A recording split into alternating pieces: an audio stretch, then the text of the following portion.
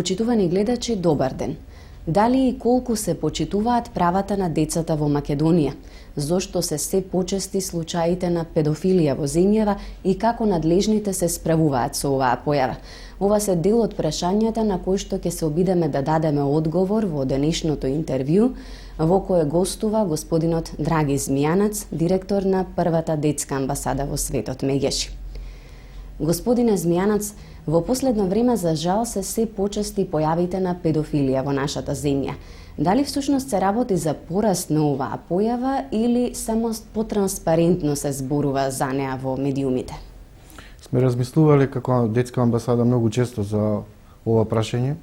Тоа што се растревожуваме и што се жестиме за зголемениот пораст кога децата се жртви пред се од најблиските, како што е родоскрнавање, инцест, од оние на кои децата треба да се подпрат, уште повеќе го зголемува ужасот.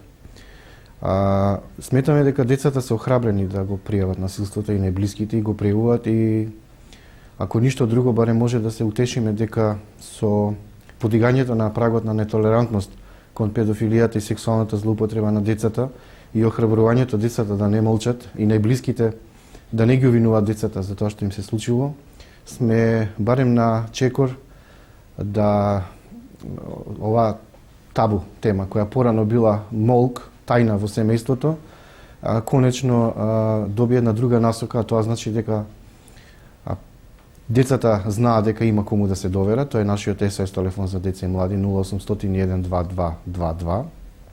Знаат дека првата детска амбасада во светот Мегеши е тука да ги застапува нивните најдобри интереси и да ги мобилизира сите државни институции да бидат помобилни, пофункционални во превенција и заштита, а доколку се случи ова несакана појава која остава длабоки трауми и печат, би рекол, и доживотен на децата, посебно децата под 14 години, дека има институции кои треба да ја преземат одговорноста да ги заштита децата во однос на рехабилитација, ресоциализација, психосоцијален третман.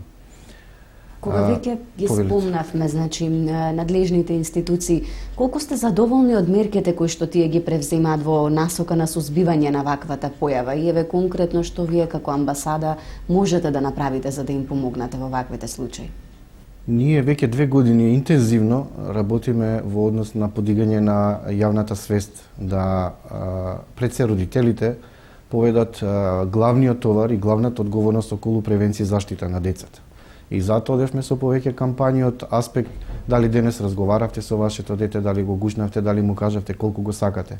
Многу е битно родителите да знаат децата каде се движат, со кого се, да не бидат сами, да не бидат оставени сами на себе и доколку забележат несоодветно однесување на нивните деца, да поразговараат со нив, за да евентуално го пријават насилството доколку се е случило или да го превенираат, да им објаснат на децата како да се заштитат. Но она што не загрижува е што забележуваме во одредени случаи дисфункционалност на функционирање на системот. Посебно кога децата се згрижени во државни институции како што е детскиот дом 11 октомври, неколку интернати каде што децата се жртви и на сексуално, и на психичко, и на физичко насилство. За разлика од центрите за социјална работа и домовите кај што се сместени децата, има чекор понапред во однос на санкционирање. Веќе судиите стануваат посензитивни дека со детето жртва треба да се постапи посебно внимателно, дека детето треба да даде само еднаш изјава, тоа да биде во суд, во специјални скрин соби, во присуство на психолог, педагог, социјален работник, да се документира и никако да не му се дозволи на детето жртва да се соочи со насилникот. Морам да кажам дека има во последно време брза интервенција на полицијата кога силувачот педофил го ставаат во притвор и не му дозволуваат да влијае на промена на изјавата на детето. И морам да кажам дека Министерството за правда се активира во однос на зголемување и санкционирање на казните за педофилите на минимум 10 години. Дали после сето ова можеме да кажеме дека правата на децата во Македонија се почитуваат?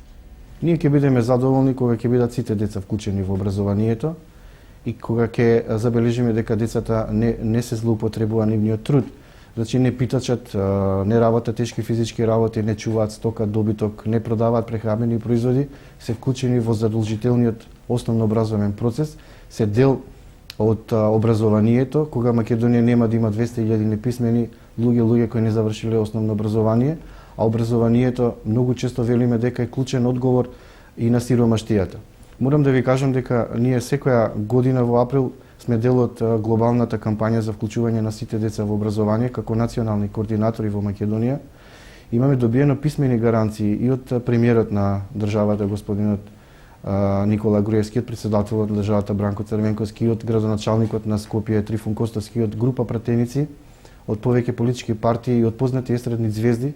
Сите тие во овој месец април изминативе 9 години се заветиле дека ќе се залагаат да се вклучат сите деца во образование. Кога на градоначалниците, под чија надлежност е основното образование, ќе им биде приоритет колку деца успеале да вклучат во образование, наместо да се пофалат колку улици осветлиле, колку улици асфалтирале, тогаш ќе сметаме дека приоритет е ставен на правата на децата и дека навистина тие во нивните платформи се залагаат да ги подобрат правата на децата и нивното почитување. Низ улиците во градот се уште можат да се забележат деца кои што питачат и чиј што труд се злоупотребува. Едно време владата презеде и акција за згрижување на овие деца од улиците. Она што мене ме интересира е колку вашата организација има долгорочен план за да ги згрижи децата од улица и да ги заштити нивните права.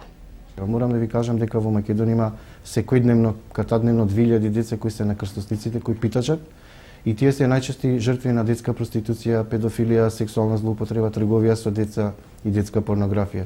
Кога тие деца ќе се вклучат во основното образование, верувам дека оваа појава ќе се намали. Значи, не е доволно децата да се отргнат од улиците, туку треба на тие семејства, барем еден од нив да се вработи, да му се даде каква таква екзистенција, тоа дете да се вклучи во образование, дури да се обезбеди ако треба и топол оброк, бесплатни учебници, зашто тоа е голем товар за родителите, тие најчесто и од екзистенцијални причини не ги пуштаат децата во училиште, односно ги третираат како можност да се заработи на нивна сметка. На почетокот го спомнавте и бесплатниот SOS телефон на амбасадата Мегеши, кој што постои што од 93-та година. Дали во последно време се регистрирани повеќе јавувања? Каков е впрочем одзивот на овој телефон? Морам да ви кажам дека 17.300 разговори се извршени за овие 16 години и дека децата го препознаваат овој бесплатен SOS телефон 0800-12222, значи може да се јават и кога нивните родители дури не ги покриле сметките на Телеком. Може да се јават од било која говорница. Нашите SOS оператори се од 8 до 20 часот присутни. Децата во последно време се повеќе охрабрени за разлика од минатите години кога почесто пријавуваа најблиските бабите, дедовците, роднините. Тоа значи дека децата полека ја стекнуваат довербата во детската амбасада и се потпираат на нејзе. Тоа за нас значи повеќе обврска. Ние веќе отворивме и психолошко советувалиште, односно имаме семејни терапевти кои работат во попладневните часови со нив, а децата кои забележуваме дека се од дисфункционални семејства во ризик ги вклучуваме во детските работилници за да може и директно да ги пратиме, да бидеме во контакт со нив, да ги знаеме нивните потреби и да знаеме како треба да се реагира за да може тие дечиња да бидат дел од сите општествени движења и да бидат составни вклучени во одлучувањето за нивните најдобри интереси.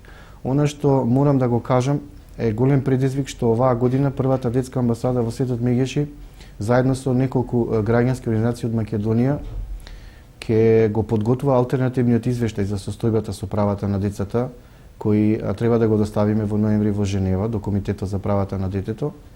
И одлучивме децата да ги зајакнеме, односно ги подготвиме да ја спремат самите тие да го спремат извештајот и 2 деца од таа група со која работиме во февруари идната година ќе го бранат алтернативниот извештај за состојбата со правата на децата во Женева. Господине Змијанац, ви благодарам што бевте гостин во неделното интервју на Радио Слободна Европа. И јас вам. Вам, почитувани гледачи, ви благодарам за вниманието со кое не следевте. Довидување до следната недела.